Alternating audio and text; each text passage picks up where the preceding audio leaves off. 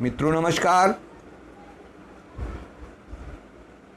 मैं GSL पांडे आज आपके लिए हिंदी विषय में अलंकार लेकर आया हूं और अलंकारों में देखते हैं रूपक अलंकार। मित्रों, रूपक अलंकार अर्थात अलंकारों में बहुत महत्वपूर्ण माना जाता है।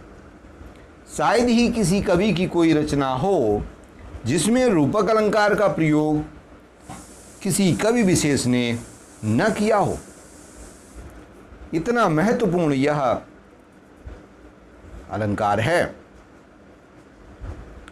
तो देखते हैं रूपक अलंकार की परिभाषा और अर्थ। मित्रों, यदि कोई कवि उपमेय की इतनी प्रशंसा कर दे कि किसी विशेष उपमान के समान उपमान का रूप उसे दे दे, तो वहाँ रूपक अलंकार होता है। दूसरे शब्दों में कह सकते हैं कि उपमेय का उपमान में रूप आरोपित कर देना रूपक अलंकार है। अन्य शब्दों में हम कह सकते हैं कि जब किसी एक विशेष वस्तु को दूसरे वस्तु के रूप में कवि प्रस्तुत करता है, वहाँ रूपक अलंकार होता है। मित्रों, रूपक के 3 भेद माने गए हैं। पहला सांग रूपक, दूसरा निरंग रूपक और तीसरा परंपरागत रूपक। सांग रूपक वहाँ होता है जहाँ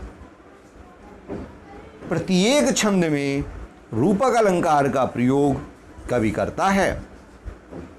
जैसे उदित उदयगिरि मंच पर रघुबर बाल पतंग, विकसे संत सरोज सब, हर्षे लोचन भृंग। अब आते हैं, दूसरा है निरंग रूपक। कवि जब किसी छंद में किसी एक स्थान पर रूपक अलंकार का प्रयोग कर देता है तो वह निरंग रूपक अलंकार होता है। जैसे माया दीपक, जैसे चरण कमल बंदो हरिराई। यह एक पद है और पूरे पद में प्रथम पंक्ति में ही रूपक अलंकार का प्रयोग किया गया है। चरण कमल बंदो हरिराई, जाकी कृपा पंगु गिरि लंघे, अंधे को सब कछु दर्शाई। इस पूरे पद में प्रथम पंक्ति में जहाँ की चरण कमल में रूपक अलंकार का प्रयोग है। और अगला है परंपरागत रूपक। परंपरागत रूपक का अर्थ है कि जहाँ पर एक रूपक पर दूसरा रूपक आश्रित होकर के प्रयुक्त किया जाता है, वहाँ परंपरागत रूपक अलंकार होता है। आगे चलते हैं, इसके रूपक अलंकार के कुछ विशेष उदाहरण देखते हैं। पहला उदाहरण है, मुख चंद तुम्हारा देख सके, मन सागर मेरा लहराया। फिर से देख लें आप, मुख चंद तुम्हारा देख सके, मन सागर मेरा लहराया। अगर स्पष्टीकरण इसका देखें तो कवि ने मुख को चंद्रमा का रूप दे दिया, मन को सागर का रूप दे दिया। अगला उदाहरण देखते हैं, अंबर पन घट में डुबो रही तारा घट उषा नागरी। अगला उदाहरण देखते हैं, चरण कमल बंदो हरिराई। और आगे चलते हैं, हरि जननी मैं बालक तेरा।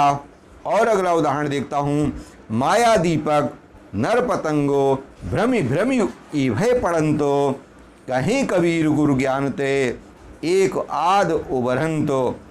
अगला उदाहरण और देखते हैं, उदित उदयगिरि मंच पर रघुबर बाल पतंगो, विकसे संत सरोज सब, हर्षे लोचन भृंगो। इस प्रकार से रूपक अलंकार के अनेक उदाहरण आपको साहित्य में मिल जाएंगे। विद्यार्थियों से मेरा कहना है कि आप अपने साहित्य में कबीर को, सूर को, तुलसी को और आधुनिक कवियों को, जयशंकर प्रसाद जैसे महान कवियों की रचनाओं में रूपक अलंकार को खोजें और उन्हें चिन्हित करें। कुछ छंदों को, कुछ उदाहरणों को याद करें जिससे कि यह अलंकार मजबूत हो सके। मित्रों, आज का वीडियो यहीं समाप्त होता है। कल नए अलंकार के साथ पुनः मिलेंगे। जय हिंद।